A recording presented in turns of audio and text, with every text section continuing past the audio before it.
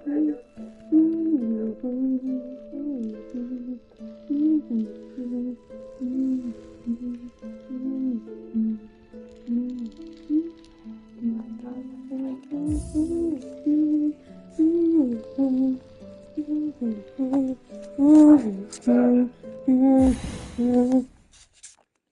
baby.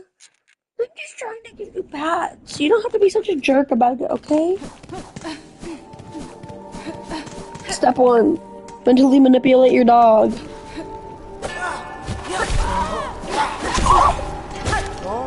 Alright, chat, we're already selling. Let's go.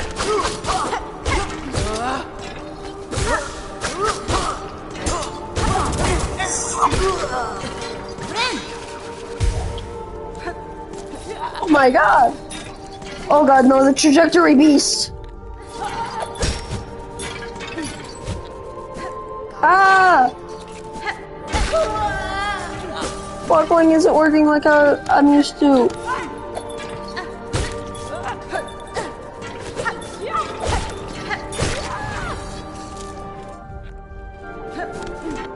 Wait, what is this?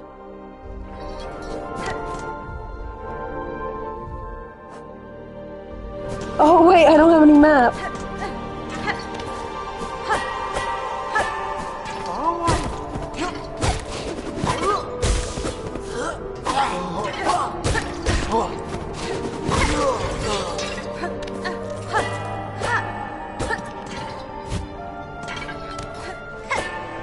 Yellow. I just did Call of 3 and then I switched to Silksong.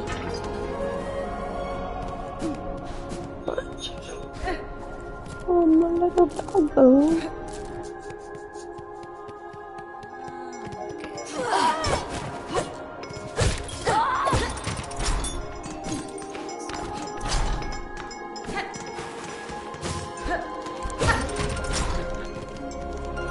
Okay. We're doing good. Oh. Yeah, of course I do. If I didn't play Yeeps anymore, then why would I be called Yeeps Hide and Seek? Yeeps? What? What are you talking about? Why would I have my name still as, the cheesy? There we go. Yeah? Yes. Yes, girl. I really want that map. Oh my god, girl. Thank you.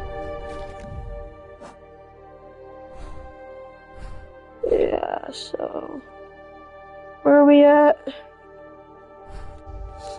We gotta get to the straight hallway. God. Face red, droopy eyes, face... What? Oh. I was so confused because it doesn't have the emojis or anything. It just has, like, the name or, like, the file name.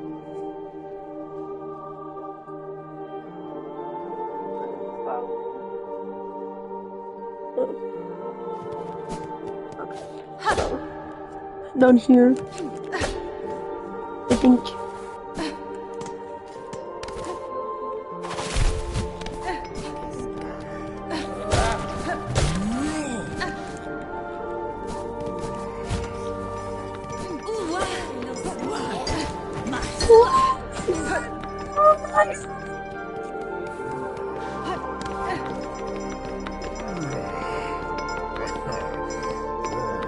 Okay. We go.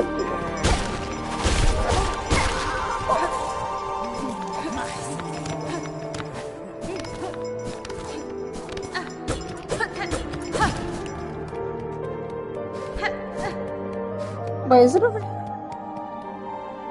Silksong is Peak? Yes, Peak Song. Silk Cinema, as Miles Nugget would call it.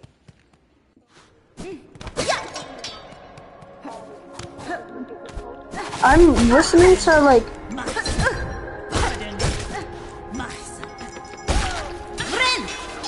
I'm listening to my voice, because, like, I have the, I have my thingy on.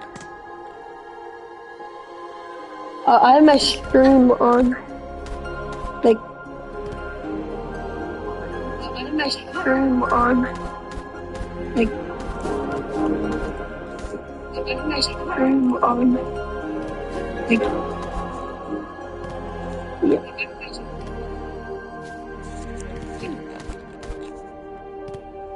Okay, we gotta find. Oh, we shall direct ourselves. Oh my god, so smooth and crisp. Oh, it's so crispy. It's so crispy.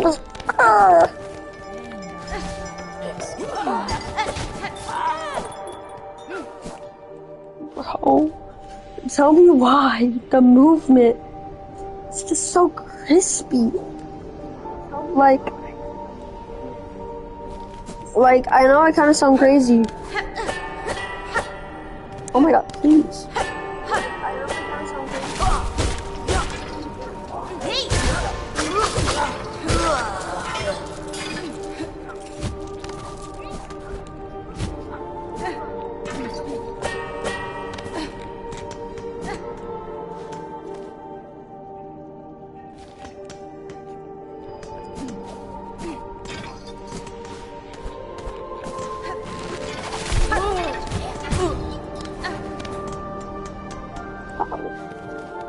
Wait.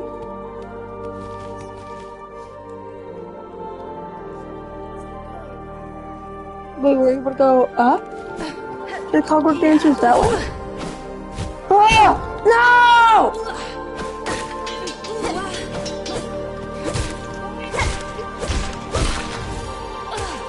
You know that low percent runs are down to 5%? No, I'm pretty sure it's like 4. No, maybe even 3, because you can get the stay down cloak, it's not required. You don't need dash.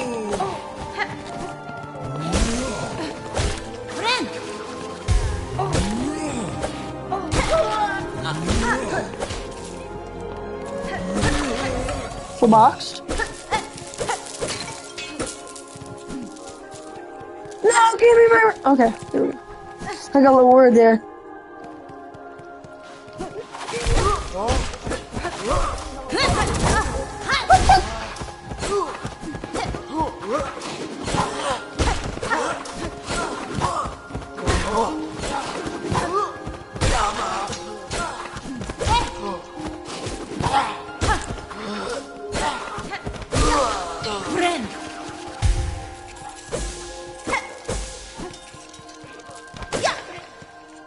Run.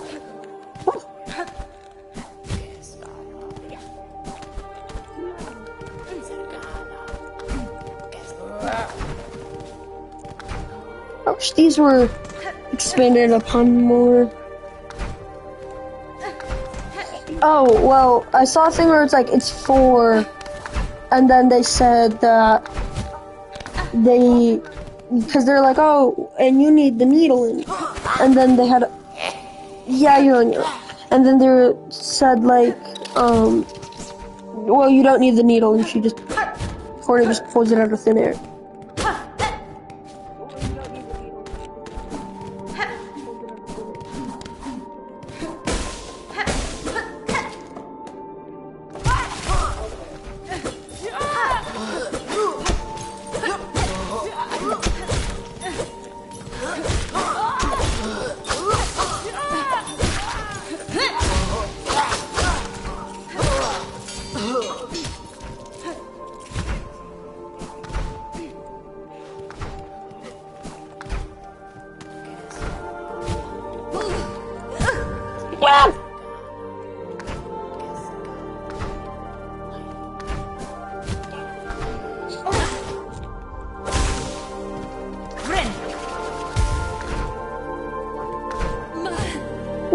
I think Threadstorm is a little overrated.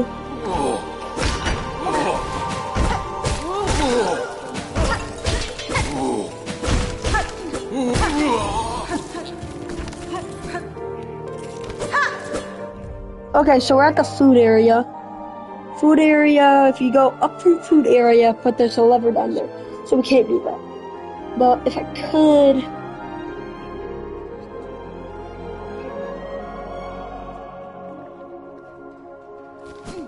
Oh. Right here, you need that lever. This feels like a maze. What if I just try going straight up?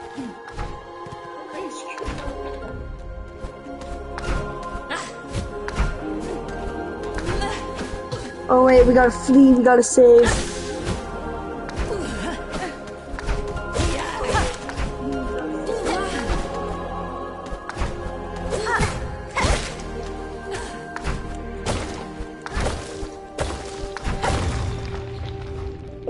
Here we are.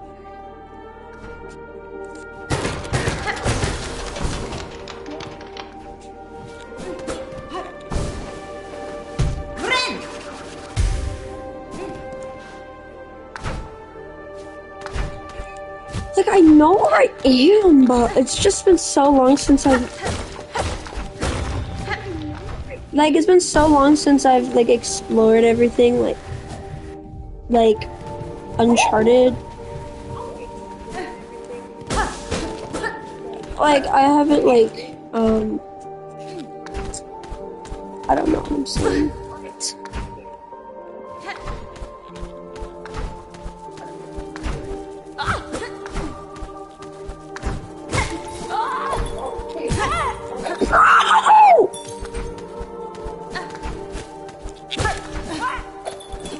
The probability of a Hornet's spread model moving here is 3.999289%. So, according to my calculations, I think that will happen.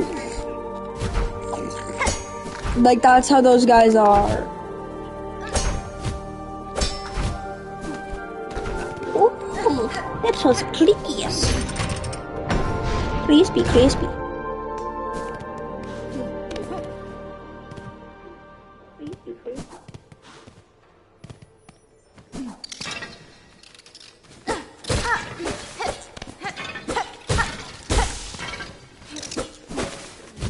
Oh.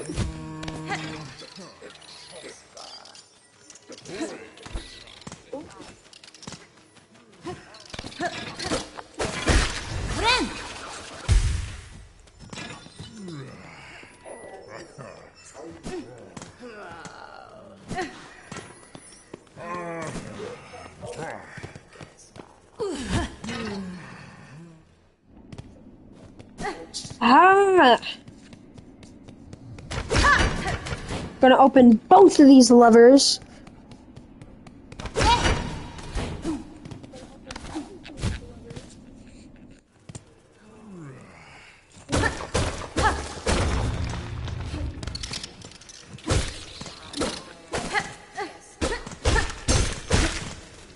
Alright. I was reading that this. Oh my god, I'm getting stacked with roses.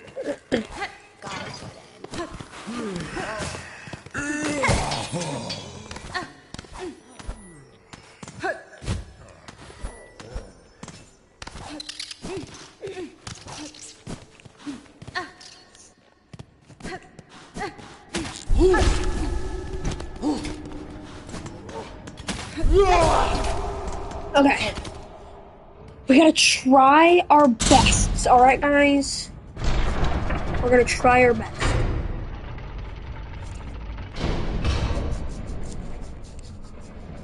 Dun dun dun dun dun dun dun dun dun. I'm still not like very good at this.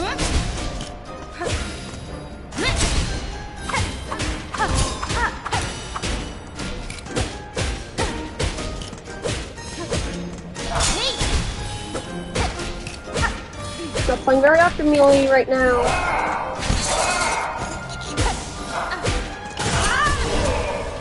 Yo, we're playing very optimally right now.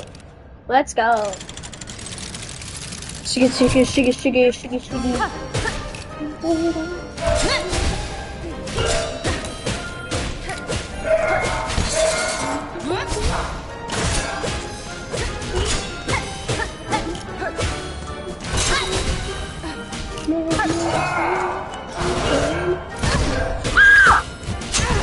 Oh my god.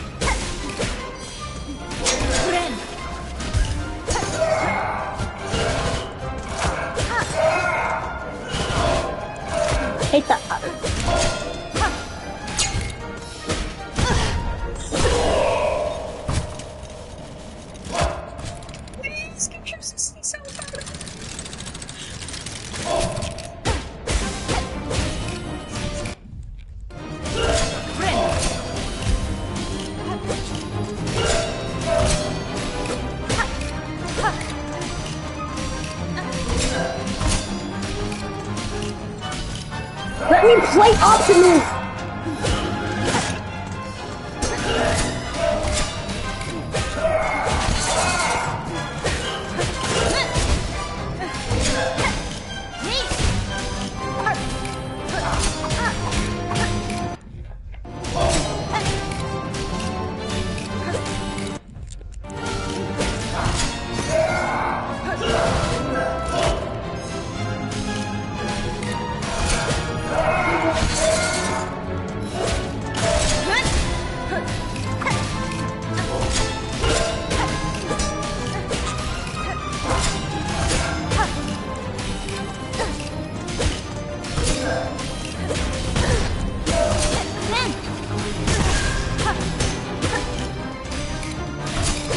Come on, Christopher, why did you do good on the song?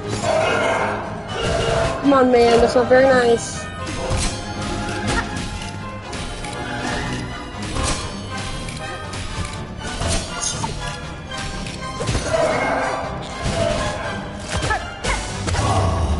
Let's go! We actually first tried that. I'm actually so happy about that.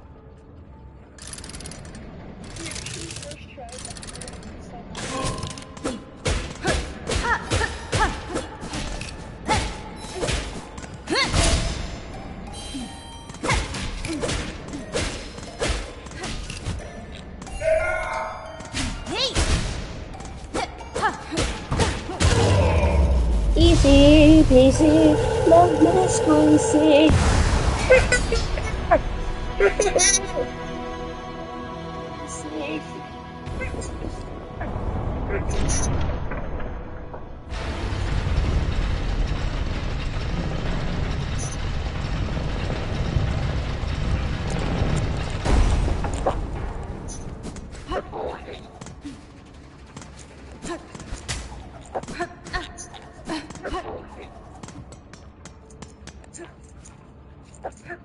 Oh, no.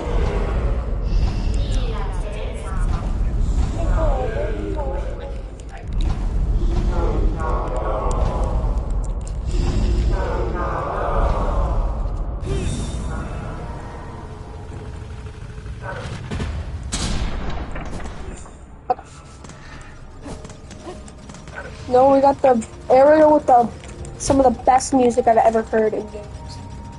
No, we got the area with some of the best music I've ever heard in games.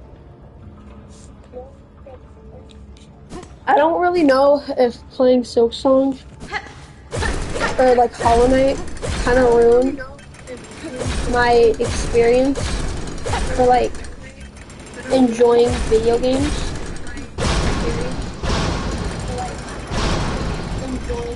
Because like my first like Metroidvania and like difficult platformer game and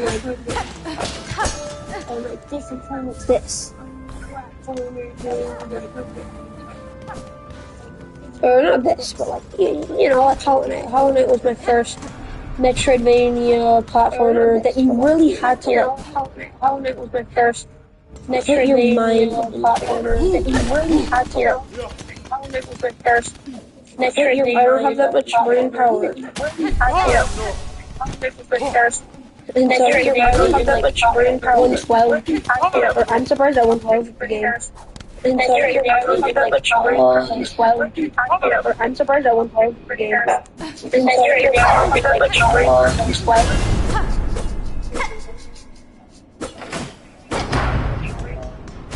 112.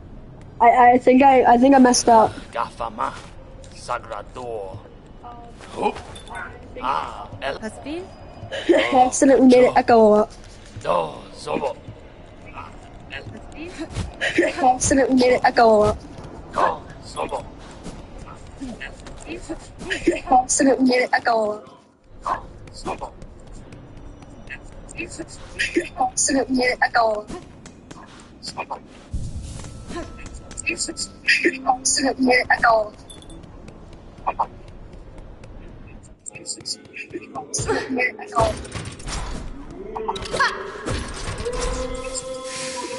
Something happened again. Something happened again. Something happened again. Oh my god, yo, let's go. Your trickery will never kill me. Oh my god, yo, let's go. Your trickery will never kill me. Oh my god, yo, let's go.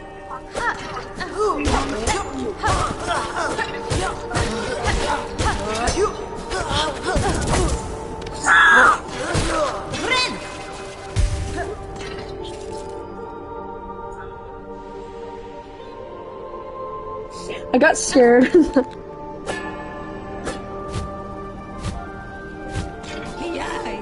Yeah.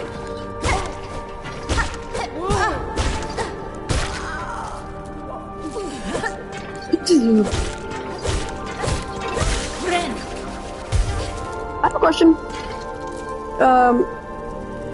What does it mean for someone or something to be like a diva? I've heard it some places, but I've never known what it means.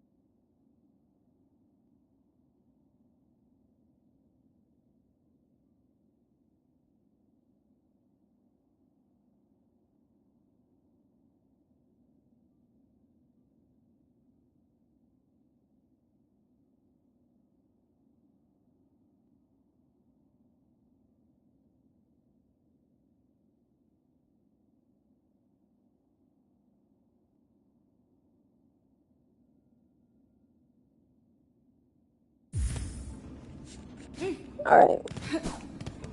Back.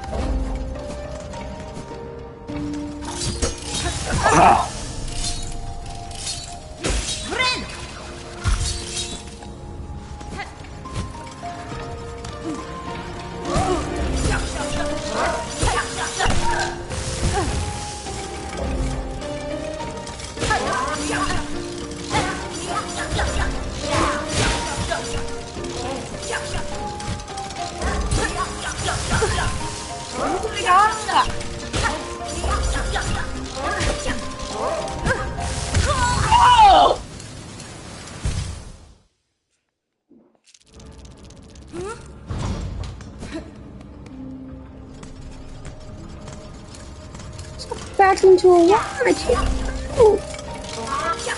It's there.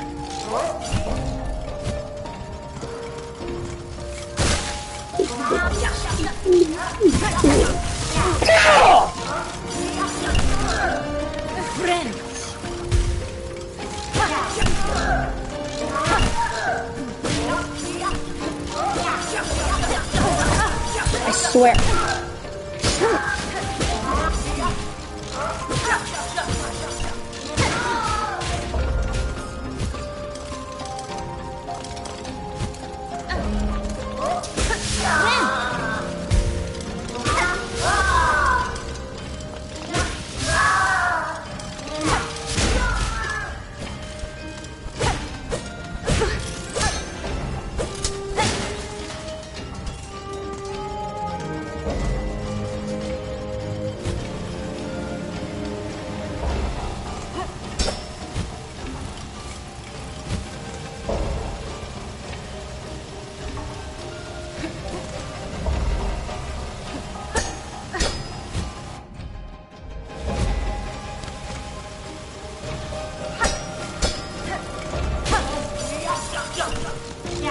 It's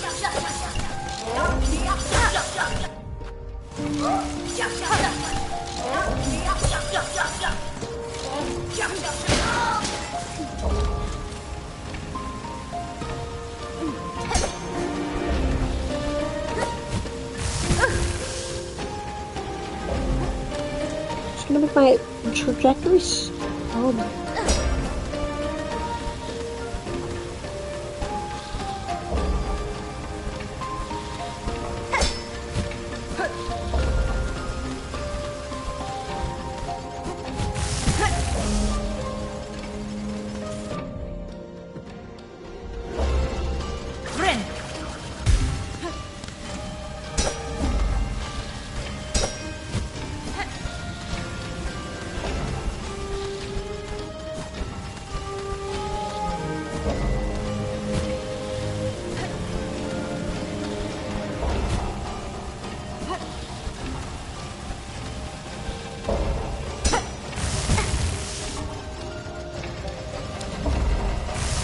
Oh my!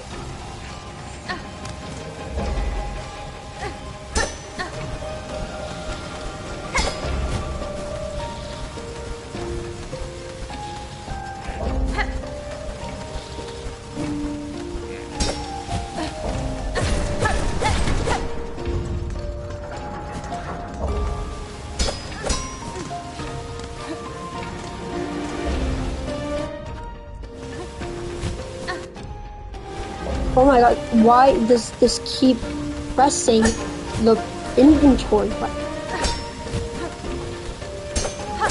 I don't know if it's the controller or the game. It's every single time! I'm just trying to do something. Lights happen. And I can't hold my controller in a comfortable position.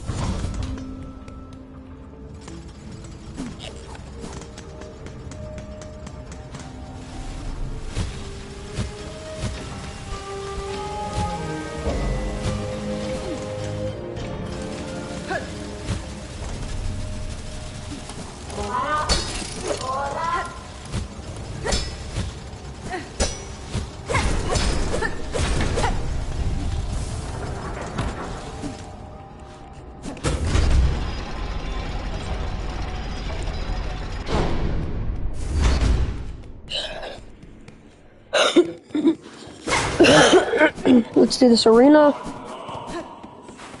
and just relax.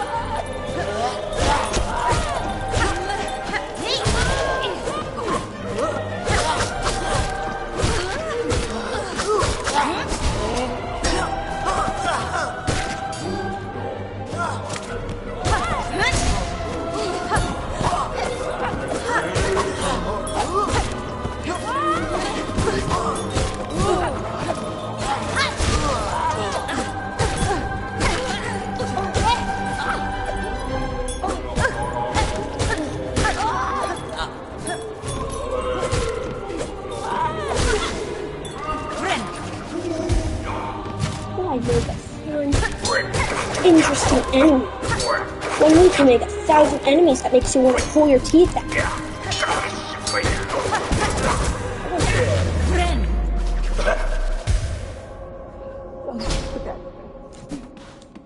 Getting a little near.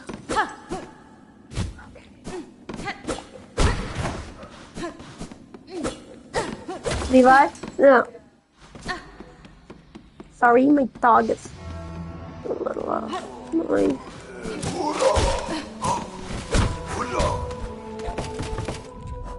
Alright, oh my god. At this point, I'm just gonna add like a cardboard blocker completely preventing me from touching the path.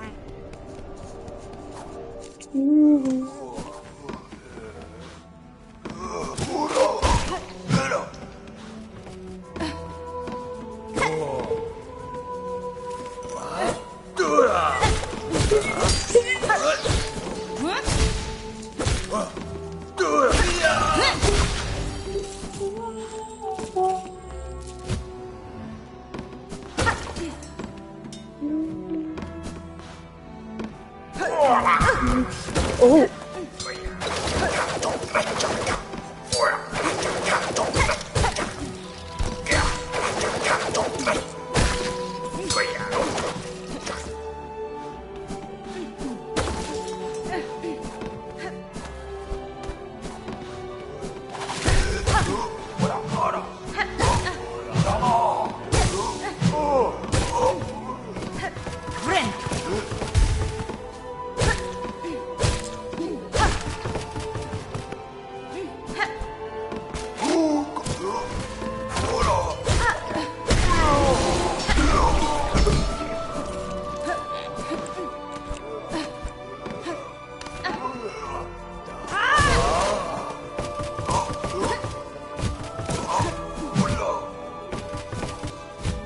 Hello there, DJ Fox.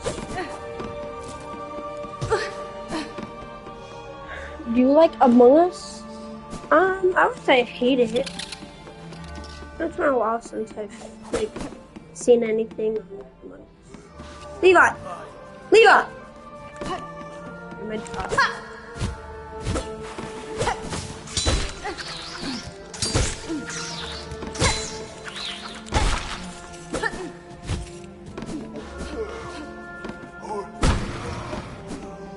Just got bro absolutely comboed.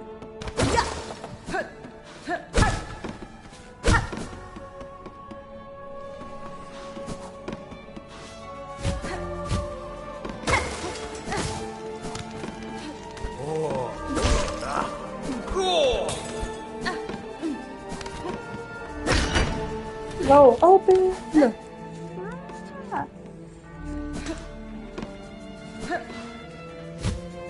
So we got Shrubio. We're gonna open the doors. I'm gonna take his quill.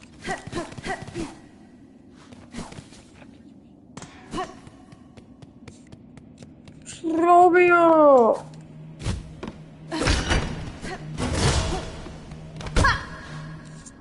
Okay. Are we ready for a fight today? Let's get it! Ooh, it doesn't.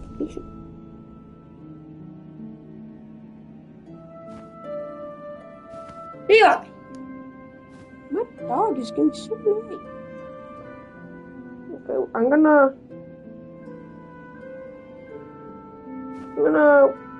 I made a evolution simulator by Akosa. Take a whole lot of energy to just look for these resources. But in biology, sometimes changes to one trait can influence another in seemingly unpredictable and counterintuitive ways. Sometimes called pleiotropy. And in the case of gooblets, having a better sight range is going to decrease its hunger and thirst thresholds. This is the point at which a gooblet realizes it's hungry or thirsty and begins searching for resources. So if you have a gooblet with a super large sight range or search radius, it's only going to search for food and water when it's really close to dying, and I hope this can lead to some more complex behaviors. But enough with the yapping, let's reboot our simulation and see what happens with these new changes.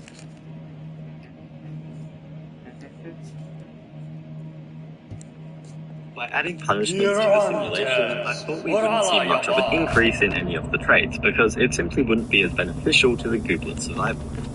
This goes to show how evolution occurs. Even if I didn't think being fast was an effect, the simulation shows us that it is still important to develop this speed trait by some method. But comparing it to the evolution without any punishments does show us that this change did have an influence, and movement stayed a bit slower to perfection. And this is how our sight range changed over time, which is massively different without having any punishment. In fact, just by chance, the starting sight range seemed to be best fit for the gooblets who were transitioning with the effect. Since it didn't increase or decrease, it just kind of stayed the same.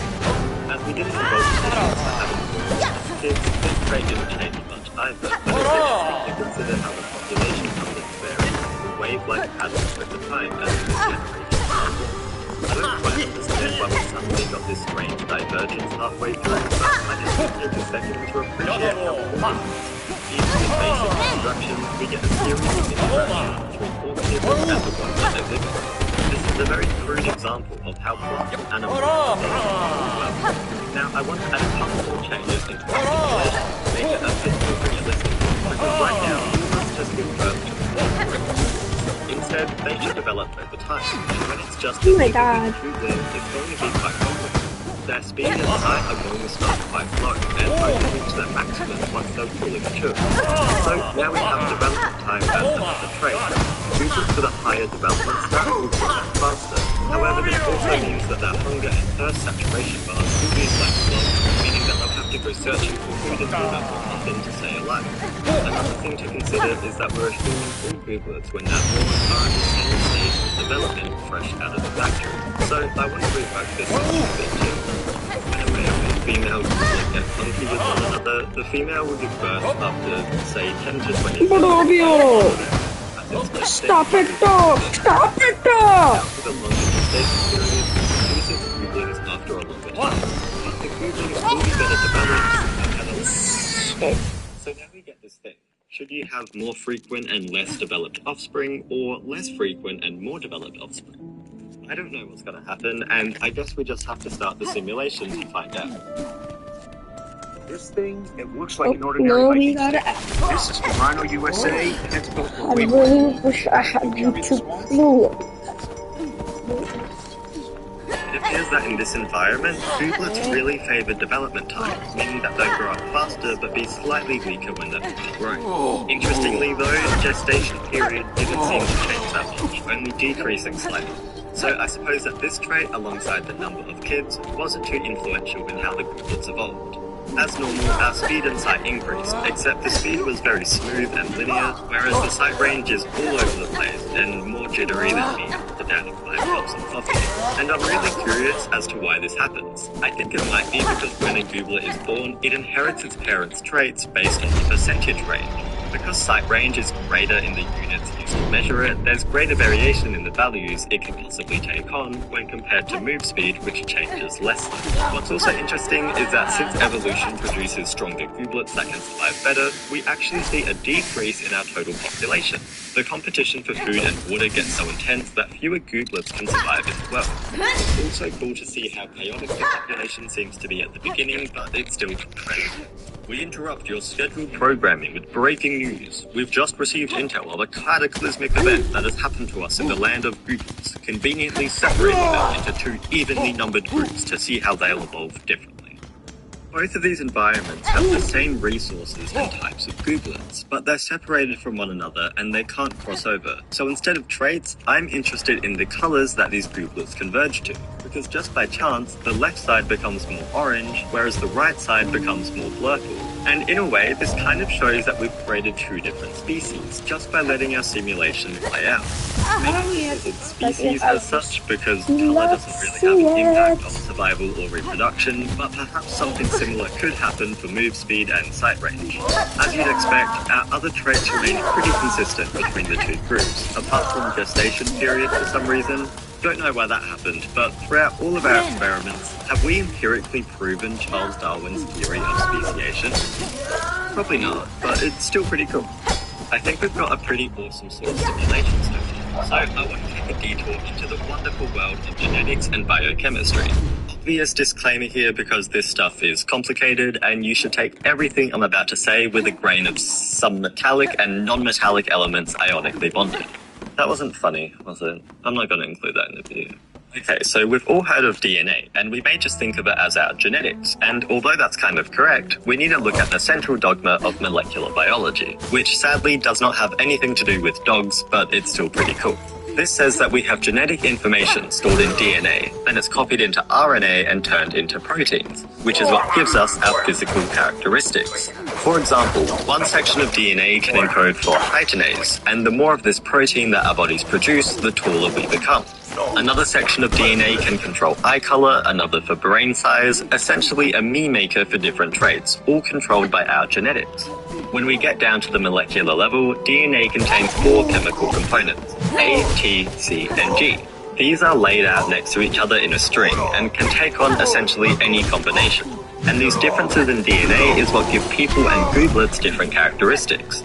It's similar to how sets of binary data in computers control different functions, and instead of ones and zeros, we have these 4 letters, which we call bases. For example, let's take this specific group of A, T, C, and Gs. This is going to become the protein gooblinase, which makes gooblets red. So to make gooblinase, we need this little genetic robot called RNA polymerase, and what this does is read each of the letters in our DNA and copies them over one by one to a new molecule called RNA. And the only difference we care about here is that T is replaced with U, but everything else is the same. Asterisk. And we made copies of DNA because if our DNA becomes damaged or mutated in some weird way, we die. And I recently took an anatomy course at university, and they said that dying is pretty bad for your health. Now another little machine comes along and turns this into a protein, although this process is a bit more complicated. First, we need to separate our A, U, C, and Gs into triplets, because this is how our machine interprets our data. Each of these 3 bases corresponds to a different protein subunit, which is essentially a collection of different elements which we call amino acids. But they're basically just Lego bricks, different pieces that when you put them together, it creates a protein, such as gooblinase. So our little machine first reads AUG, and it knows that this encodes for a methionine amino acid, so it goes and gets it and adds it to our chain. The next one is UGG and brings tryptophan. Hey, what are you doing? Don't click away. I promise we'll get back to the simulation stuff soon. Just give me a bit more time. We're almost done. My daughter gave me these boots. Didn't expect much, but Velcro and a zipper, on in seconds. Great arch support and shock absorption. My knees... So once all of the amino acids are in place, we have our gooblinase protein, which produces red in our gooblets, and this just goes back to our initial DNA sequence, resulting in physical traits. And if we change the DNA in some way, we'll make a different protein, say blueblinase, which makes our gooblets blue instead. Congratulations! You've just earned your PhD in molecular biology. But obviously, we're not tracking DNA sequences for each gooblet, because these components can be hundreds or thousands or even like tens of bases long, and that would just be impractical to code. So this is why we go back to using different probabilities to estimate what these genes are like, and then we can think about them in the form of biological and genetic information. So what we've seen so far is that at some point throughout each gooblet's unique DNA, we have a speed gene, which makes a speed protein, a sight gene and a sight protein, and attractiveness. It's time to alter our simulation to add a bit more complexity, because right now, as long as the male and female gooblets are hydrated and well fed, they want to boink real bad. But girls are only attracted to certain traits in gooblets and won't be down to get funky otherwise, as I've learned from my countless rejections. I'm kidding, of course. I don't talk to girls. They're too scary. So we're going to give gooblets a new attractiveness trait, where male gooblets will have bigger antennae, and more attractive gooblets will have a better chance at mating when approaching a female. If they're successful, they can go and create some gooblings, resulting in more gooblets with larger antennae. However, this trait isn't going to be passed down like normal by mixing at birth to produce an average, sometimes referred to as continuous variation. For example, gooblets can take on any color of the rainbow, and this is just how the color gene happens to work. But some genes instead use discrete variation, and this would allow gooblets to be red, or green, or blue. The attractiveness gene that we're making is going to work like this. So in the land of gooblets, you're either hot or you're not. There's no in between. So let's say that this one base here could be T or A. If it's A, it's going to make the protein hotinase as normal, which makes the gooblets really attractive. But if it's T, the hotinase isn't made correctly, and so the gooblet will forever be schmugly. Now, instead of having this entire sequence, we can write it as a lowercase h if the mystery base is T, and an uppercase H if it's A.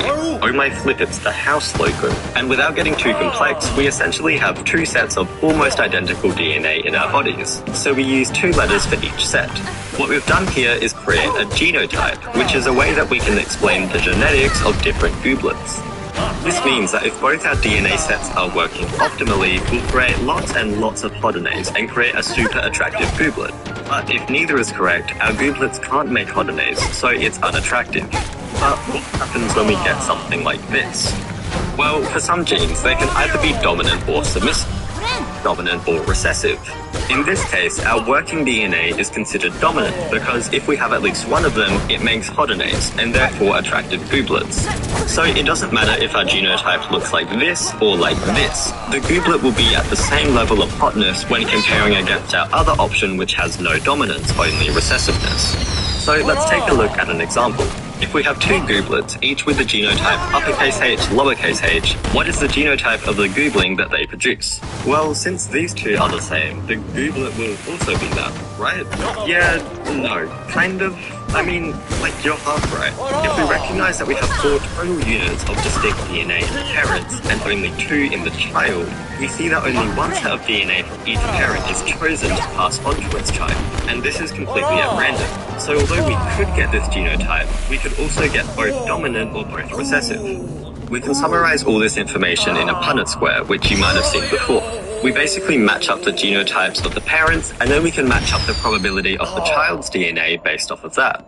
In this instance, we see that there's a 2/4 chance for the goobling genotype to be the same as its parents, and since it still has an uppercase H, it'll be attractive.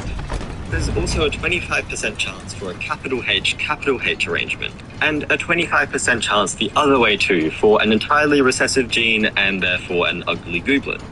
We know that this is all dependent on the parent's genes though, and there are actually 6 different combinations for all the different outcomes that a goobling can have.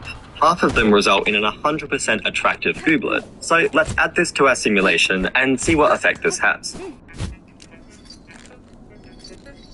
You died, but guess what? Now you get to start over and everything's easier. Because in this game, every time the zombies room, you go back and...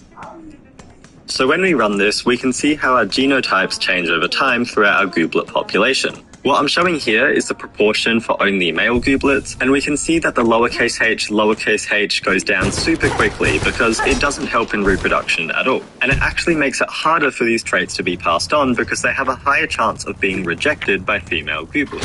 So natural selection is going to essentially weed them out. Over time, the uppercase H, lowercase h falls, but it's never completely extinguished. And we actually see some tiny spikes back in the recessive gene when these two types of gooblets mate. But obviously, the clear winner here is the entirely dominant attractive gene, because that's going to lead to more reproduction and passing on those genes to their children. But I'm really interested in this line here, because it gets close to 0, but never reaches it.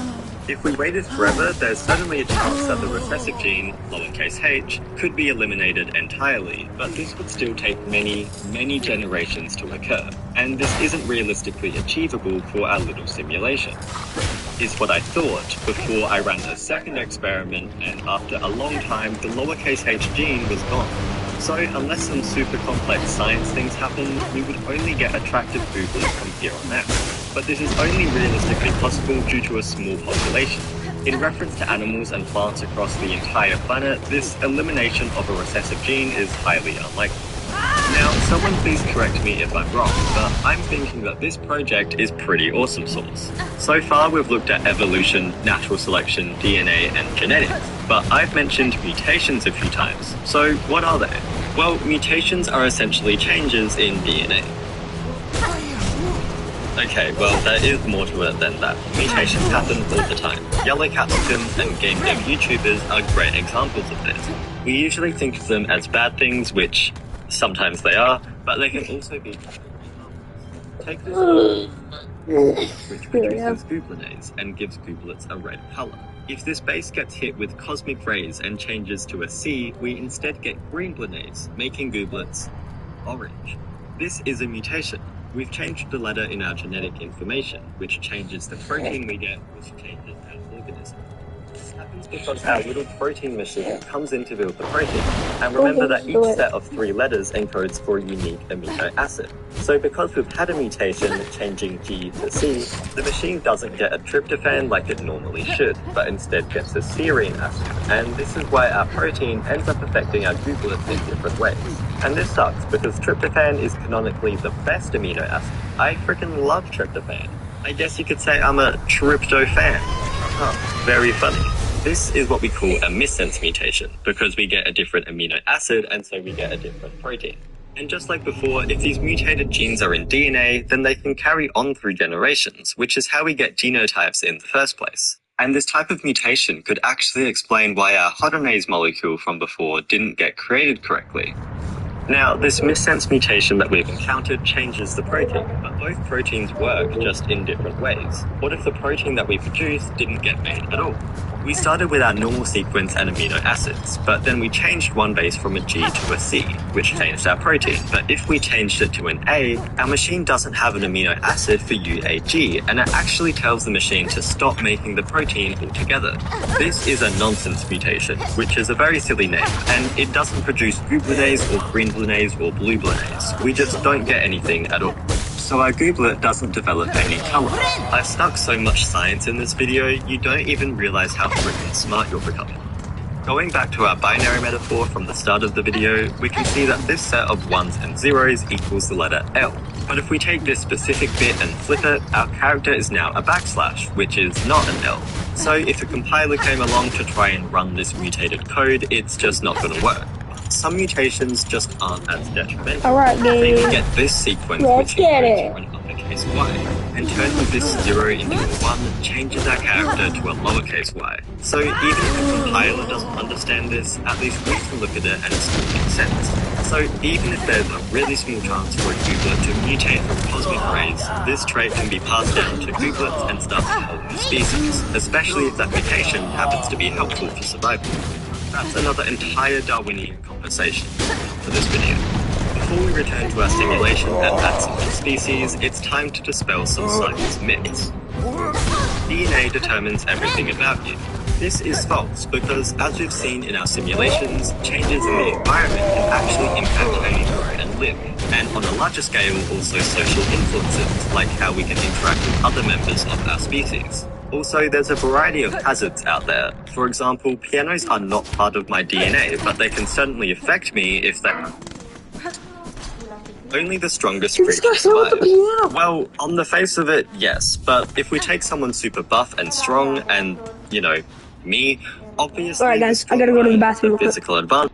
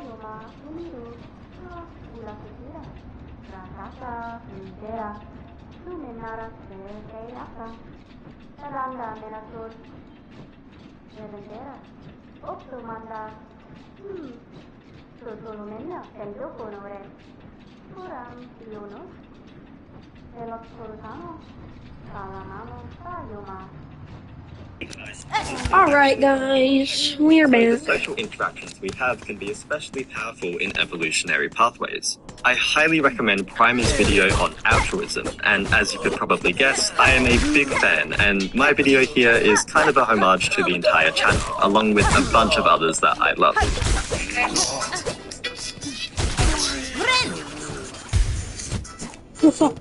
I just got Amazon up.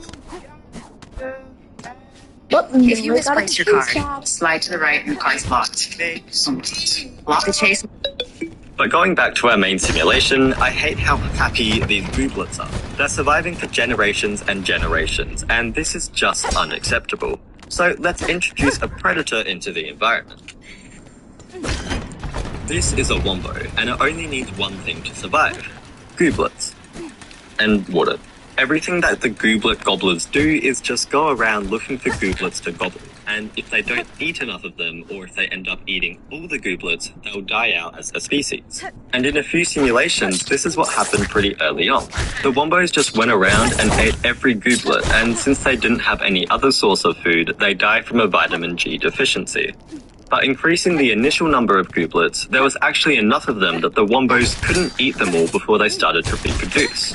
So to make this a tiny bit more realistic, we're going to give the wombos the ability to reproduce as well, but in a slightly different way. Instead, once they reach a quota of 15 gooblets eaten, they'll summon another version of themselves. This is kinda representative of the real world since we do have sexual and asexual reproduction, but it's more like I spent 700 million hours on this project already, and I do have a life outside of this YouTube channel. It's called Stardew Valley, and I was really surprised that these two species could coexist for a reasonably long amount of time, but the wombos would eventually predominate. Since they're adding pressure on our gooblets to become stronger, they do keep reproducing and evolving, giving them better speed and size, but not enough to completely evade the wombos. They just ended up getting eaten. And our other traits from earlier are still in play here as well, and we can see that it's only better to have slightly less children, and there's not much correlation with development time or gestation period. I don't know, maybe I coded it wrong, or maybe these traits aren't actually that important to the gooblet survival. And just like how the different traits of gooblets can change when reproducing, the wombos also have a chance to mutate. They can become faster at the cost of becoming more hungry and have a larger search radius, which increases their quota of gooblets that they need to eat until reproducing. However, this doesn't really seem to have too much of an effect on the simulation. Average chronological tests. So we may just be reaching a natural stopping point where we have to completely revamp the system. I know that they look a bit like Doritos, and the bunkers may be small in comparison to the massive wombos. If two of them team up and climb top of one, they can devour it. Now, because the wombos are so chunky, they don't get much from eating the bungers, so they'll just leave them alone. However, the gooblets will eat them if there's no other food around. But even then, the bungers are safe from the gooblets if they're on top of a wombo. So this leads to some interesting interactions, and we kind of have this rock, paper, scissors dynamic, where bungers eat wombos, wombos eat gooblets, and gooblets eat bungers, as well as normal food. And of course, they all need water to survive. With that, we can see what happens when we put them all into the same environment. And it appears that the bungers dominate really quickly, and I initially thought that I had just accidentally programmed it so that they were unnecessarily powerful, but after some time, the wombos died out from the oversaturation of bungers, and then the bungers didn't have any food sources, so the gooblet population slowly rose and became the only species left. And you know, this wasn't the most mind-blowing outcome or anything, but something I'd love to do in the future is add some more unique and complex behaviors to each of these species. For example, what if the wombos could communicate together and form herding strategies to corner gooblets in? Or what if bungers tended to travel in groups rather than randomly and by themselves? They'd probably have a better chance of taking down the wombos, but would be more susceptible to hungry gooblets. Anyway, here's the definition for scope creep. So what we've learnt from this simulation is that gooblets are and always will be the predominant species. Is what I thought. In smaller environments, gooblets are superior, but when bringing them to a larger scale, we actually see that the gooblets go extinct first, followed quickly by the wombos, and then a bit later, the bungers. And it was super difficult to balance these guys so that they'd continue living in harmony together. So why does this happen? If you're working outside in the cold this winter, you don't want to get outside. These gloves might be Let's go back to simply a gooblet like we had earlier in the video. The actual environment that they live in is quite static and doesn't change at all.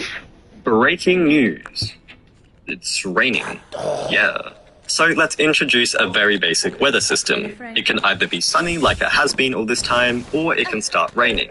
If it's rainy, then the gooblet's sight range is going to get cut in half. But this also means that bushes are going to grow 50% faster.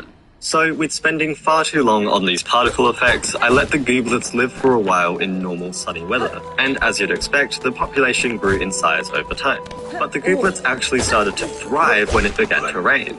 Our carrying capacity almost doubled to 400 due to having more food, and we can see just how much our sight range is impacted when it's raining.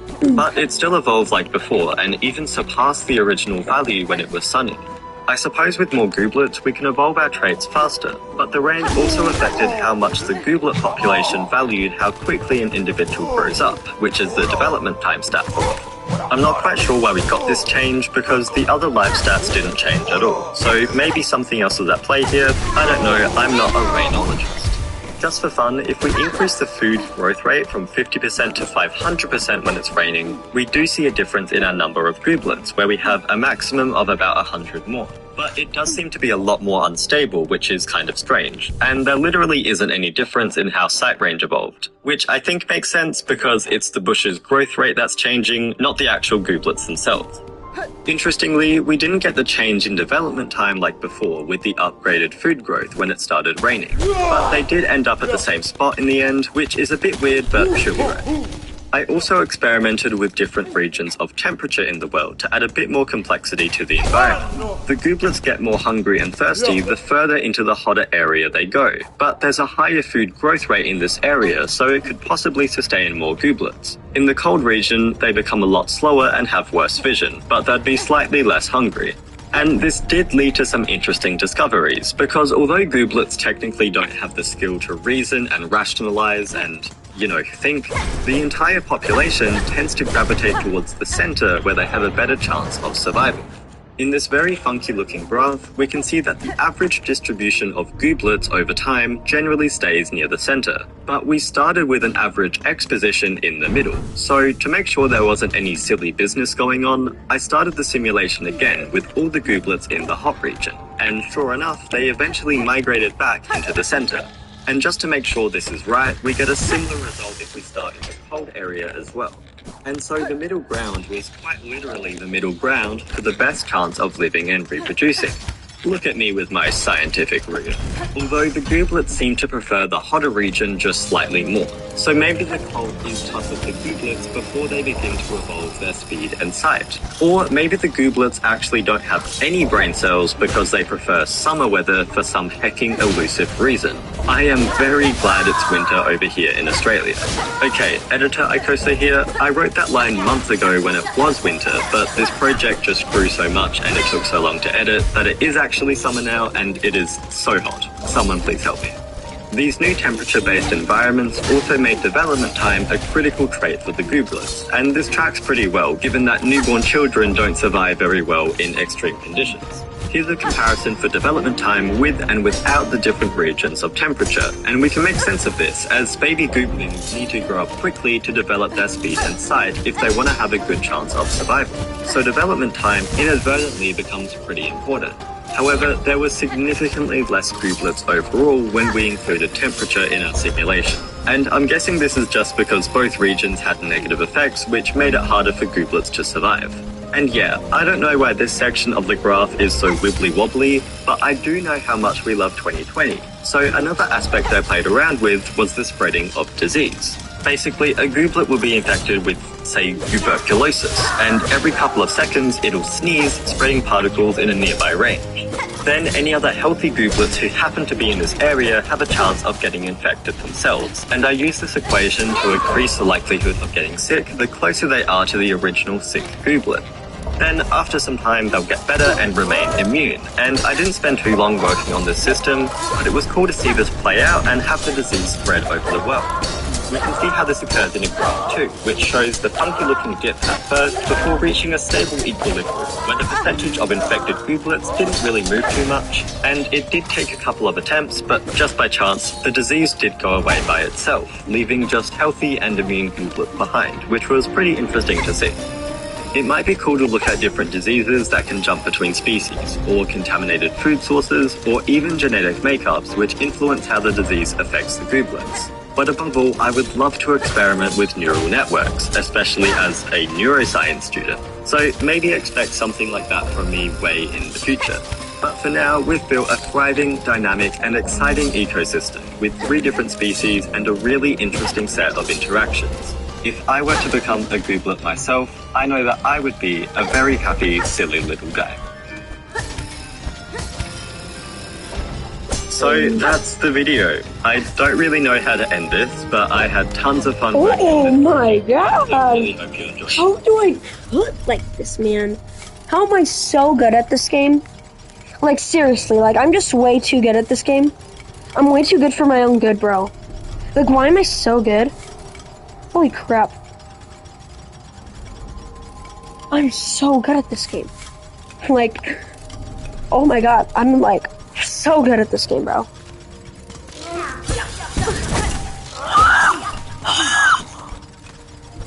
So yeah, we're skipping that.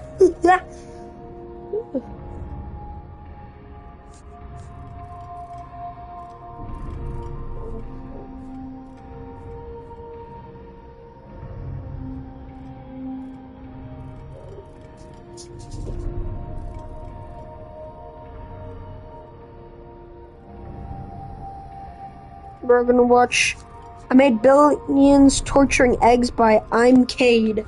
It's from like 2 years ago.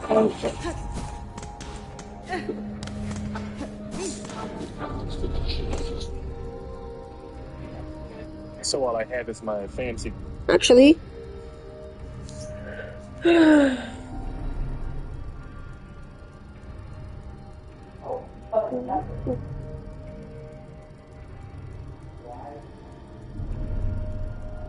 Architect's melody puzzle in Silksong.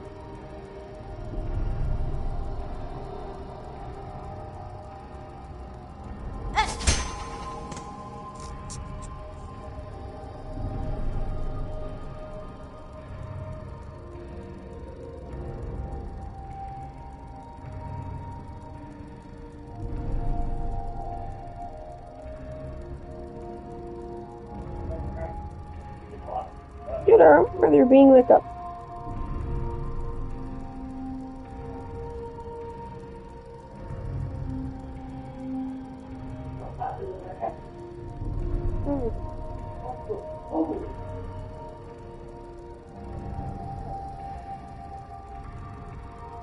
I could sworn there was some Grinder. way... And a gross orifice on the wall that spits out an egg. Yeah. You might remember this game from a few months ago, and now it's been upgraded. Yeah, I'm not gonna watch that.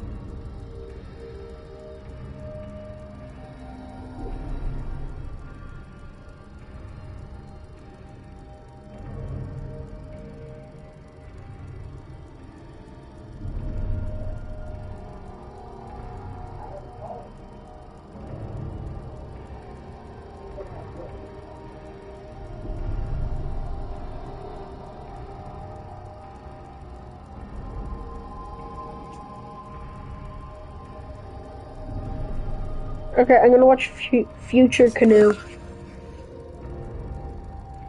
JoJo's Bizarre Adventure? On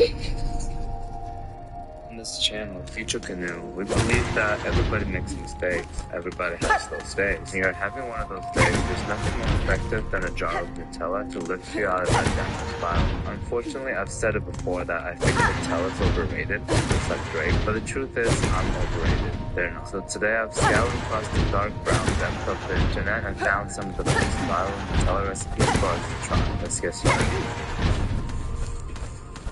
I think one of the most satisfying things ever is unveiling this golden foil on top of the Nutella jar. Every time it's like you're seeing it for the first time. Especially better when the smell of the hazel nut all over your face reminds you that something exciting is happening. That first spoonful makes you feel like you're tapping into unexplored territory here. This recipe is called Nutella Stuffed Cookie. It's basically built on the cultural idea that Nutella makes everything better. Putting these dollars of Nutella on this parchment paper to freeze it overnight will make a simple chocolate cookie dough. If you've been watching for a long time, you know that we've made chocolate chip cookies many times on this channel. Either through my skill skills are a little bit challenged, but I'm confident I'll make a good dough this time. Starting with a whole cup of a block of butter, then we'll add 1 cup of granulated sugar and a cup of lightly packed brown sugar. Finish with 2 teaspoons of dessert MSG. The first step is to beat the room temperature butter with the sugar. You want to completely dissolve the sugar and beat some air into the butter so it's nice and fluffy. The professional baking term of this process is called creaming.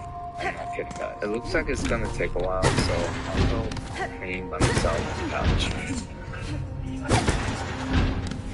What? This is exactly what we're looking for. Nice and fluffy, change color a little bit too. Now the secret ingredient is a teaspoon of instant coffee. That's right, guys, I'm learning evolving. It won't be long until everybody in the comments is gonna be saying, I miss the old kids, old future kids. And 1 egg at a time, we're gonna beat 2 eggs. We want to incorporate as much air into the dough as possible. The more work we put in now, the more structural integrity the cookies will have. Now the second egg.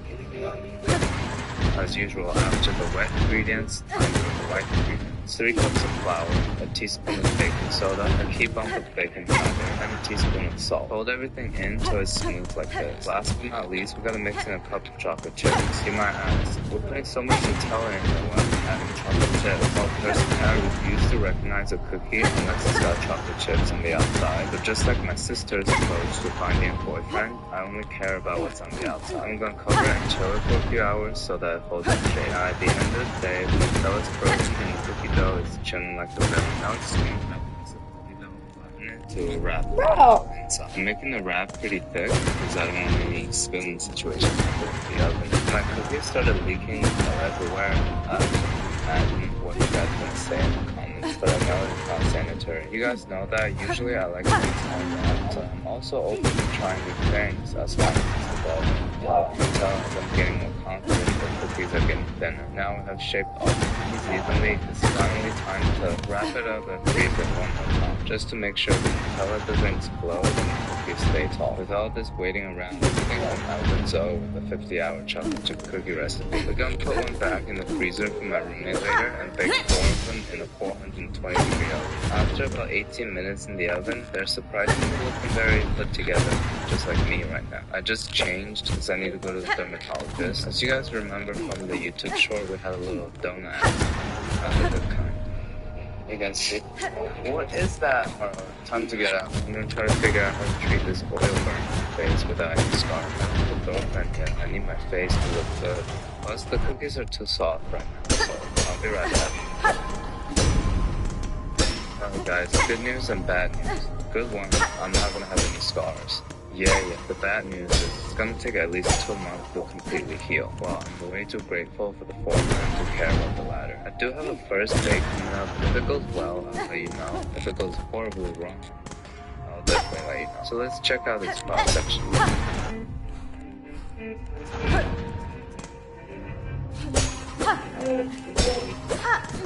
These boots are made for adventures in the wild and for surviving the hard work. Buy them now and thank me later. These aren't just boots, they're battle armor for your feet. With the steel toe design, you can...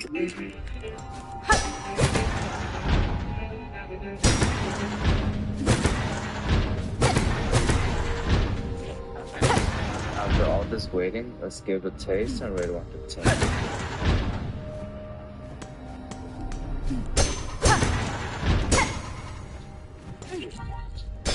I don't think I need to explain to you how good it is, but I do wish the inside is hotter. It's still warm, but I kind of expected it to be like burning hot lava cake. It's super dense, it's a little hard to get down. It's choking, but you know.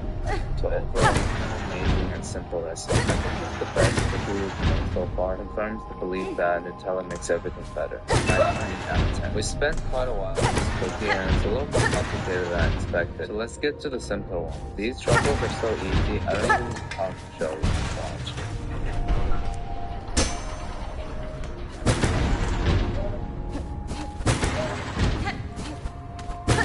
Nice job, team.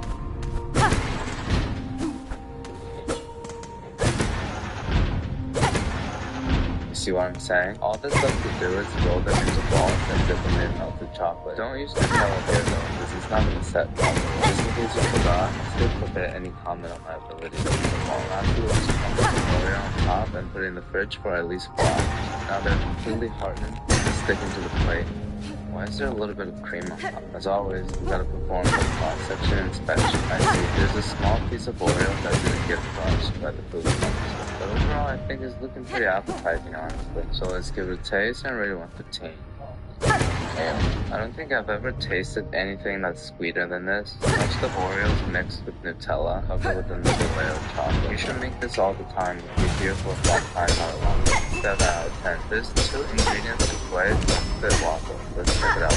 Let's cut a souffle with just 2 ingredients. Separate some eggs. I use bottle trick here, but you can use your hands or the eggshell. I actually know that bottle trick. The only bottle tricks I know are in the kitchen. They don't get invited for free. But I want to test out this garlic trick on TikTok. Take a piece of raw garlic, touch the outside of it. Now look, you can take a raw egg and actually pick up the yolk. So we'll take a piece of raw garlic and touch it a lot.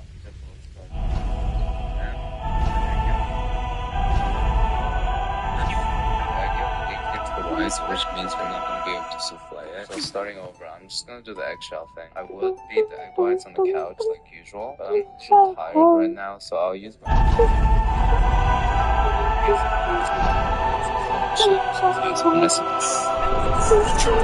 We'll take the egg yolks and mix in 2 tablespoons of Nutella. Finally, we'll mix in the egg whites a little bit at a time and fold it extremely gently. You need to preserve the airiness. See how gentle I am right now? Into the oven at 350 for 17 minutes. Looks like the one on the right had a hard time in there. You know, I just realized I've never had a proper souffle before. So logically, I'm getting a little bit sad that this is my first souffle experience. It's one of those things that'll either leave you breathless or with a nasty scar. So let's give it a taste and rate 1 through 10.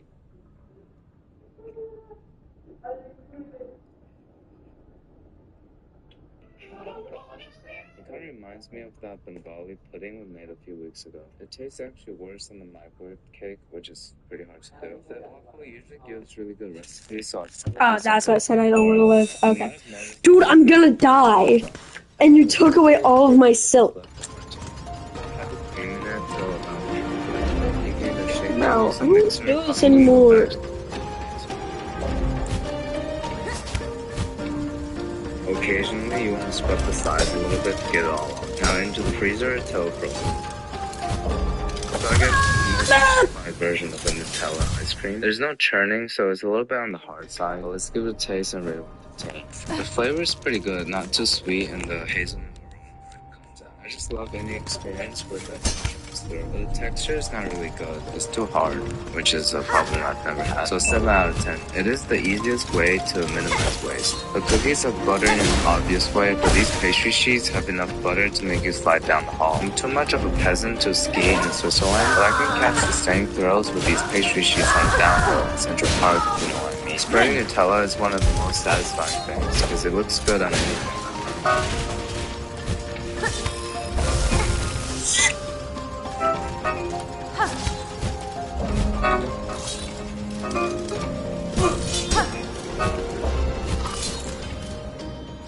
Look at this strip over here with the Nutella in the middle. We'll hold on to both ends and start twisting. When it forms kind of like a ribbon shape, we'll put it down on the table and wrap it around. Tuck the end under the whole thing. Now you have a pastry. I guess the name is a little misleading because a knot implies tying. So as you can imagine, I was a little disappointed since the concept of tying intrigues me. Now I have a whole tray of knots, and this one's just for the thumbnail. We'll egg wash all the surface and put it in the oven at 375. Oh my god! The additional 5 minutes to give it more color. Finally, give it a generous dusting of powdered sugar, and somehow this is reminding me that I need to take my Christmas decorations down. If I bring these to my mom's house and put it on the counter, people will actually believe that we'll have a happy household. But regardless, this looks amazing. Let's give it a taste and rate it 1 through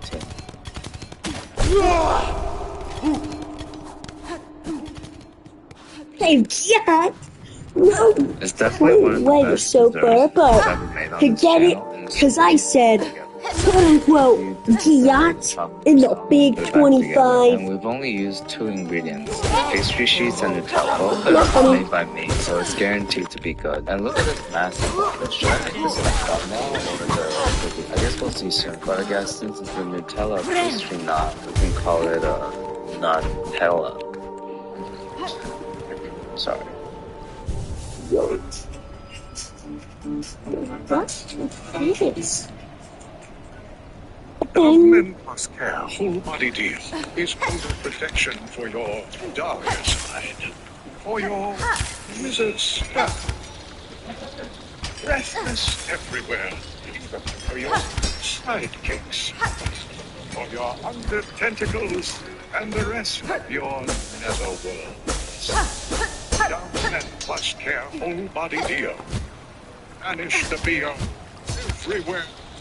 Shop now. Well, this is one of those rare cases that the bigger, the more satisfying. Usually I advocate for smaller sizes, but this is not. I highly recommend this recipe. I'm gonna give it a 9.5 out of 10. I know we've been making a lot of fun cakes lately, but this one's more interesting, I promise. Starting with dry ingredients, we're gonna go with a tablespoon each of flour, cocoa powder, and sugar. Such a peaceful. That looks like a spice. Beautiful. A tablespoon of water, 3 tablespoons of milk that I got myself. It's looking a little too wet, so I added 1 more tablespoon of flour. That's a lot of good music coming from a quote-unquote horrible area that I had no trouble with. I think it's cool. You know, sometimes in the morning before he gets coffee, he actually looks at the mug, turn to me and say, no coffee, no coffee. Like, please follow the instructions on the mug. I'll be talking to you right now. In the middle of it, we'll add a layer of Nutella and top it off the second half. Batter into the microwave for about a minute. How did it get this hot in 60 seconds? You can see the Nutella filling in the middle. It's kind of starting to look like a legitimate frosted cake. Let's give it a taste.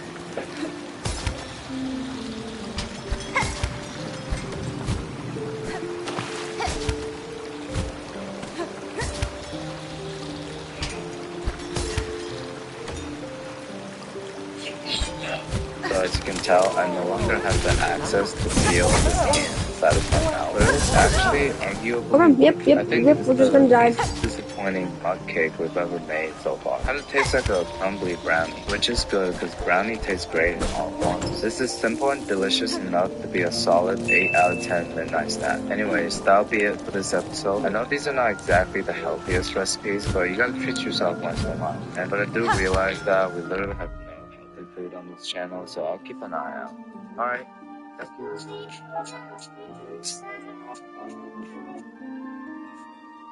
Alright, now we're gonna watch even more Future Canoe. Your bike made smarter. And out. Swift slick. Swift cog. Instant gear shifts. Zero noise. Swift ready smart trainers. Ready to ride and ready to Swift. My daughter gave me these boots for Father's Day. Didn't expect much, but Velcro and a zipper, on in seconds. Great arch support and shock absorption. My knees felt better after a full day. No break-in needed. That's a first. I've got bunions, and most boots hurt like hell. Orthopedic toe box, no pressure, no pain. The beast of a boot. Kevlar midsole, reinforced toe, and reinforced leather. I've been wearing them 5 years now. Let's get This video is sponsored by Ruffy. The 3 rules to judge our burgers today will be first, the juice. You already know. Then the topping. Because it's easy to top a burger with a bunch of meaningless ingredients to make it seem extravagant, just like how I blabber in my research paper to meet the word count requirement in college. But the true beauty of a burger is in its overall balance. Lastly, the mess, because we want to enjoy a burger and look good while doing it. At the end of the video, we'll borrow techniques from each restaurant and make the perfect canoe burger. Oh.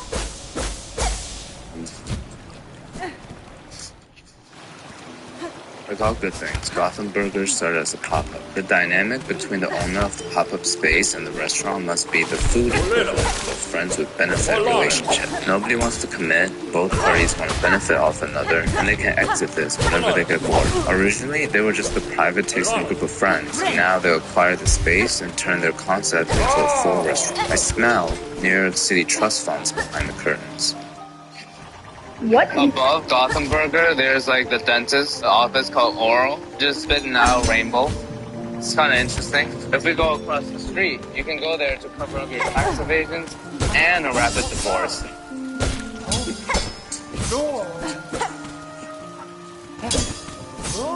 Let's do a single Gotham smash. Yeah, everything. Thank you. This place is like trying to be very subtle. This is probably my favorite thing to do. The secret to make a smash burger taste even better is to eat the side of the garbage and the bathroom. So here we have Gotham Burger Smash. Pretty classic, some pickled jalapeno, cucumbers, mustard, and ketchup already inside. Nice. It's a crispy bit. It's the best part of a smash burger. My son Take a bite. in art Very smashed, is too. making a mango mustard problem. There's a lot of onions in here. The onion's like thin as hair. How do they cut it? Yeah, I'm gonna open this up. So it's easy for dipping. Oops. The flavors are very balanced. I like the addition of the onions in here. Smashed very hard, as you can see. Usually smash burgers are super salty. They sprinkle a ton of salt on there. But this is like pretty well-rounded. It's a little unfair to judge the juiciness of a smash burger, so I give it a 7. The shaved onions, keeping it simple, the small size makes it easy to eat. So Gotham Burger, 8.10.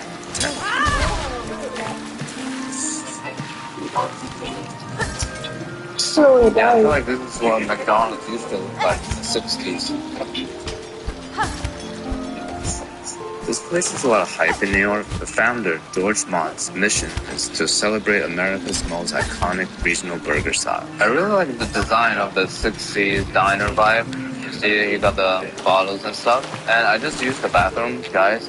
This is the cleanest bathroom I've ever seen in New York for any burger joint. Very impressed with this. Small fry, 2 burgers over here. Let's take a look at the fry. Very thin, reminds me of McDonald's. You can see the visible salt on there. Nothing like a bag of fries straight out of the fryer. This looks like the classic one. Okay, a lot smaller than the last one. The meat just looks better quality. Like there's some texture to it, you know, decent thickness. Onion and pickle topping and a slice of cheese.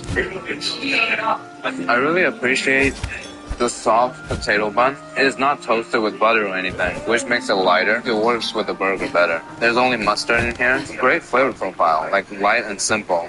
Very classic. Moving on to the, who's this guy? Fun fact, this is actually Jean-Georges' favorite.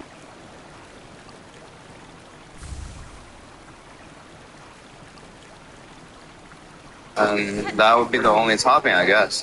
The flavors of the fried onion is so rich. It's not really fried, like crispy onion. It's like caramelized onion in butter. It adds so much flavor. It tastes like a French onion too. Definitely my favorite bite so far.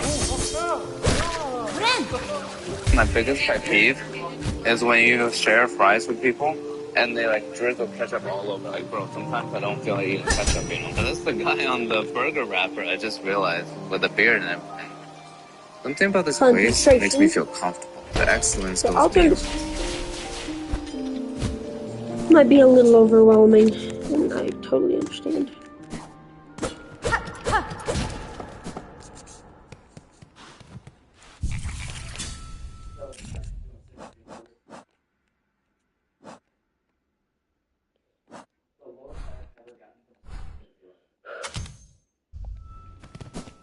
Alright, guys. I'm gonna hunch my back down over. Got this.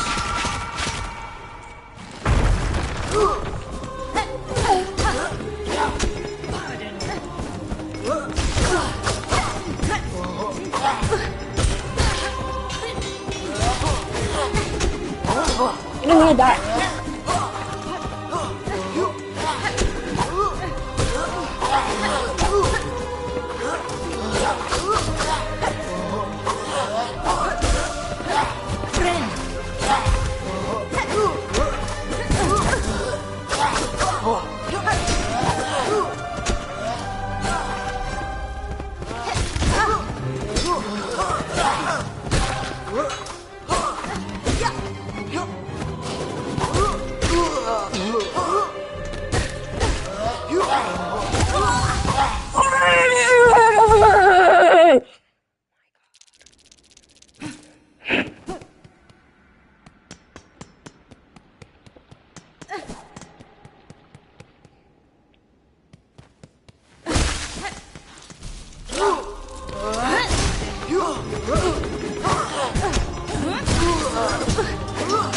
Please stop.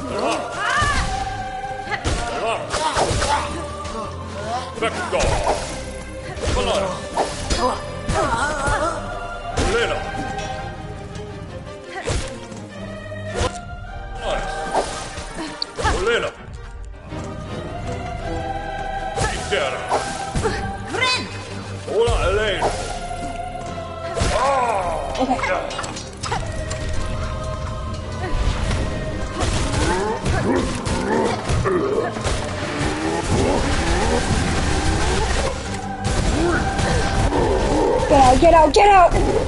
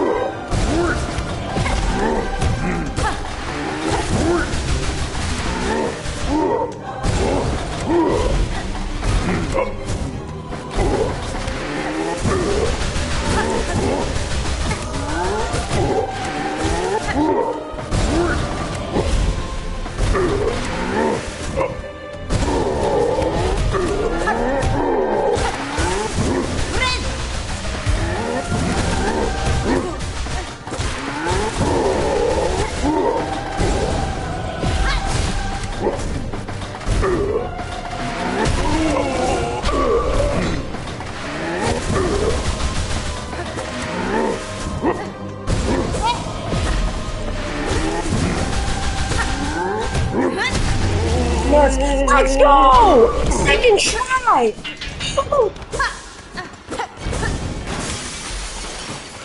So happy. I'm so happy.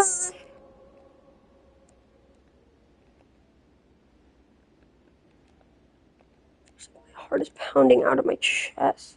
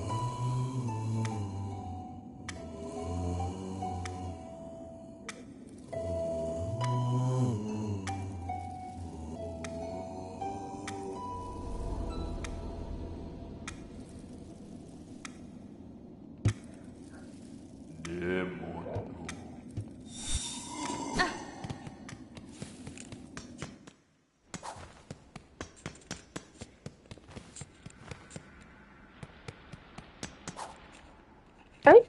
Okay.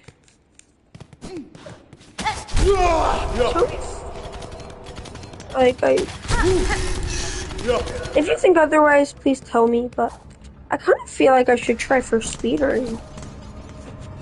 I've been getting good at the flower skip. I've actually, like, gotten really good at it. I'm really good at the widow boss. I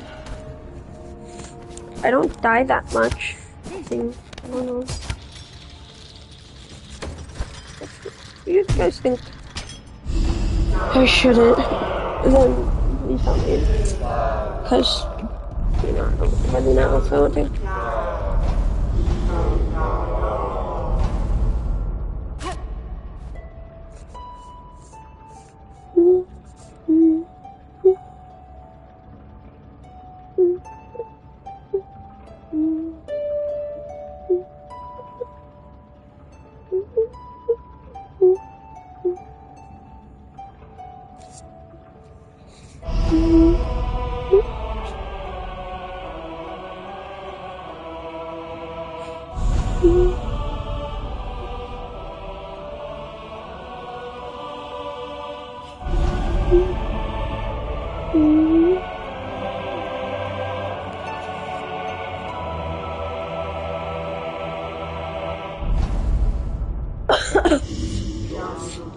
Pilgrim who would hear a song within your shell, rise above. Offer your most devout self unto our sacred heart. Oh, those are happy.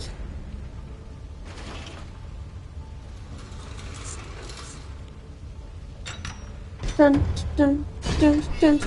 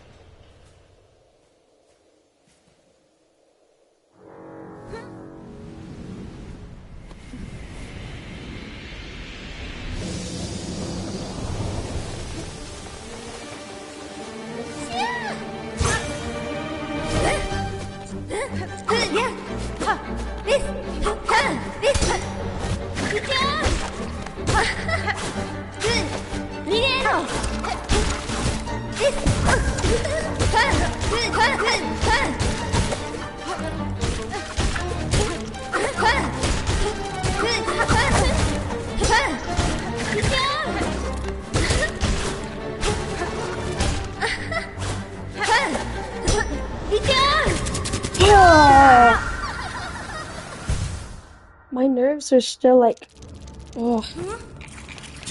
I think my nerves are still going from earlier. And also I don't have my preferred crest on. Thinking about it, I don't have really a preferred crest. And I really want to look at all the other crests in my other playthrough. Because I have not.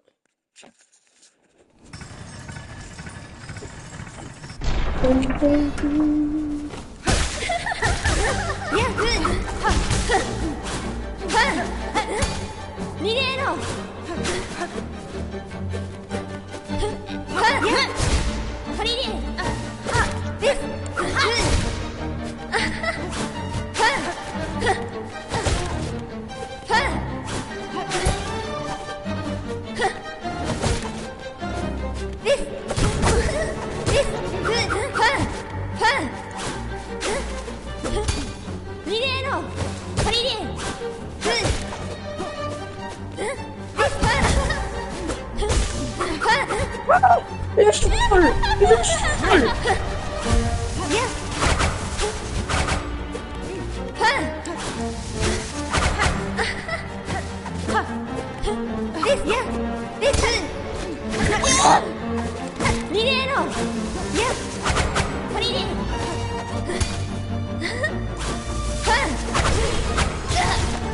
No!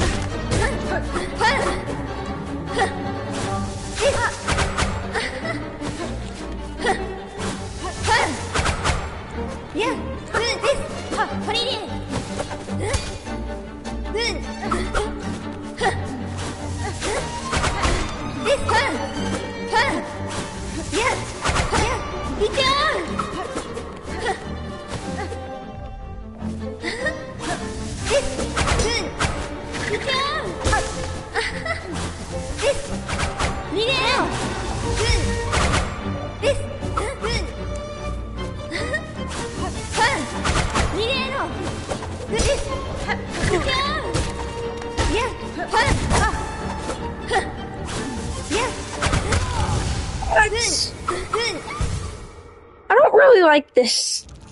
I don't like this first step. Because, like, when you're trying to do your little, like, pogo, when you're trying to do a pogo, it doesn't let you, like, parry. I like being able to parry off of attacks, and it gives me, like, high ground. And the only reason I've only really used Wanderer's Crest in my other playthrough is because of the way it moves. Like, we all know what we're talking about. I feel like everyone's had their Wanderer phase, and I still missed it out.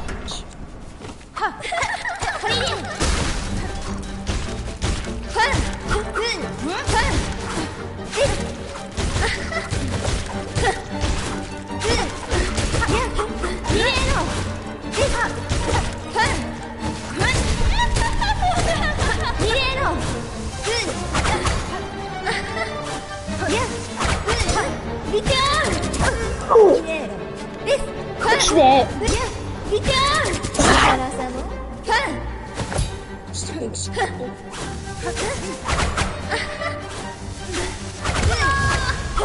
Oh!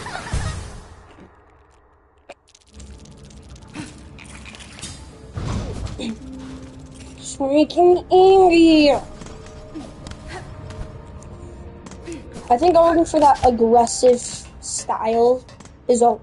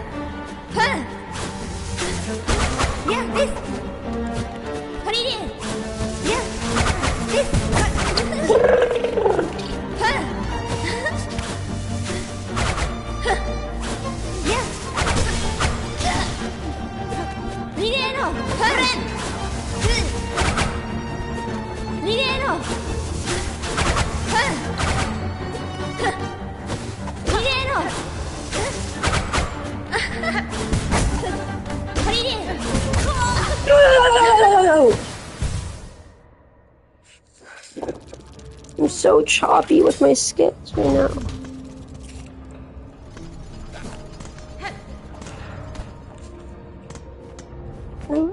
I need to stop clinging to the walls. It's a problem I have with both lost lace and lace. Too. I cling to the wall because, well, it's safer on the wall.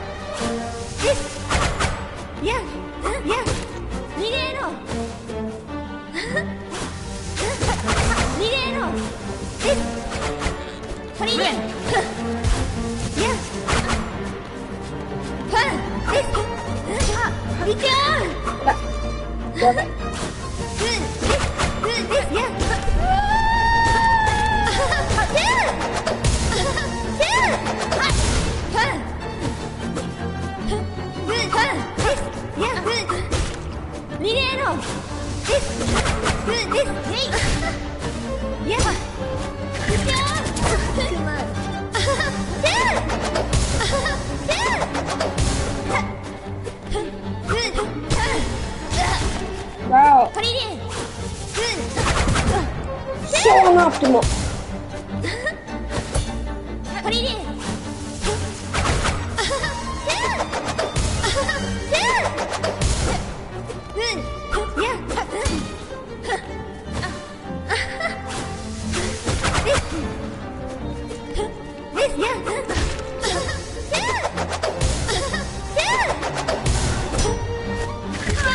No! I was doing so well.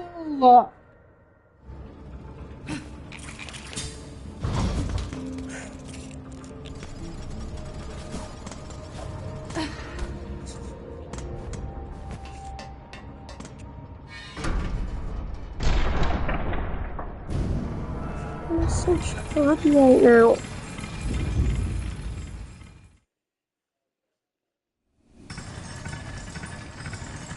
This is how much press it's effective.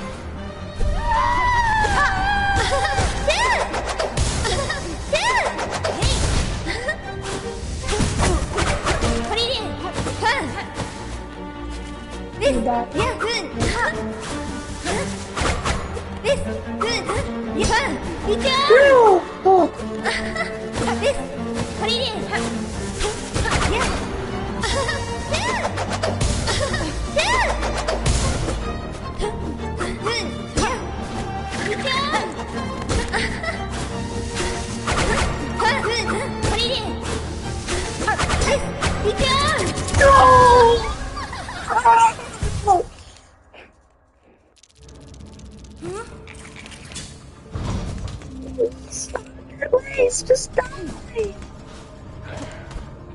Die for Papa. Die for Papa. Please, die for Papa.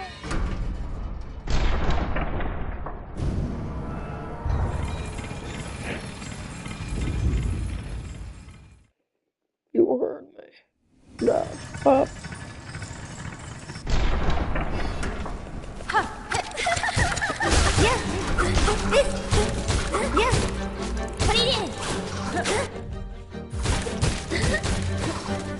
Yeah.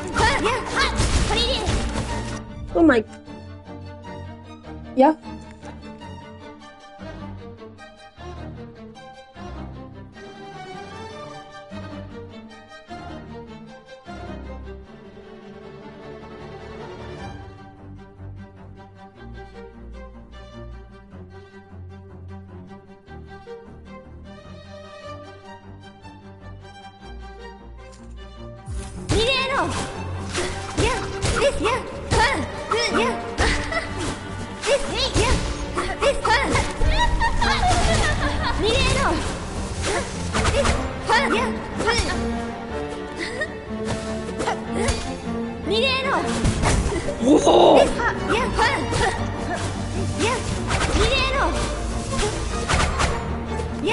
Dirty yellow normally means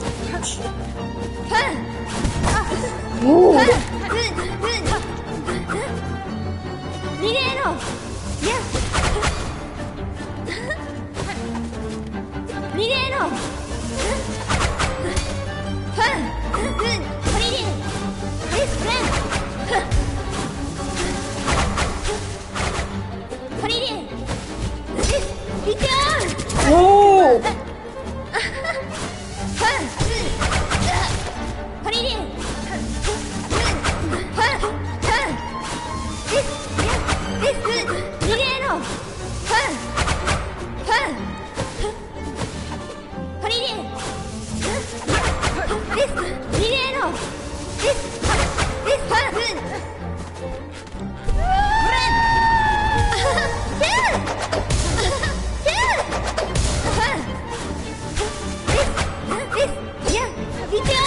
No! Why are you talking in my ear when you Skeleton? Like, you're so weak. Get good.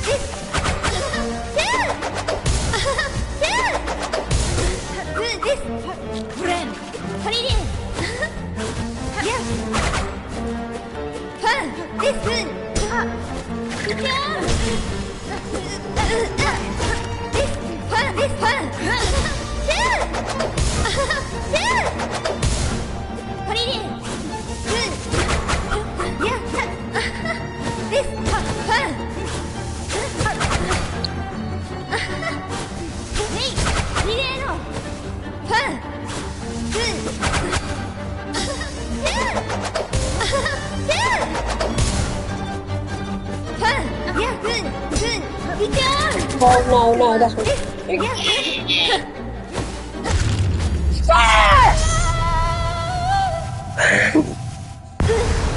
Oh my god. I was just joking. I was kidding.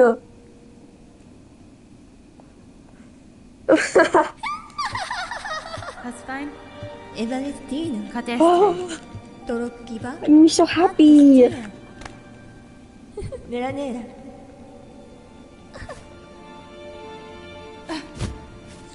Two amazing feats in one day.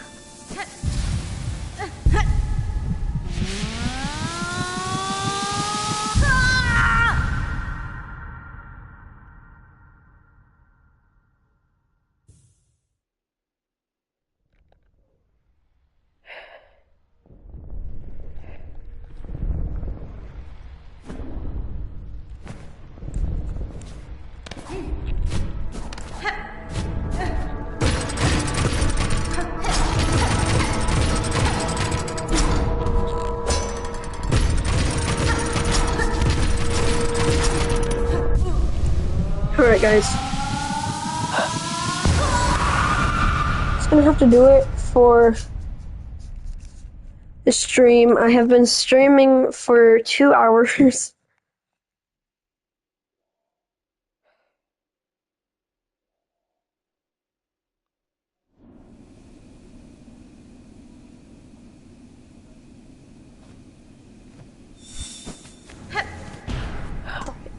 So that's gonna do it. See you guys.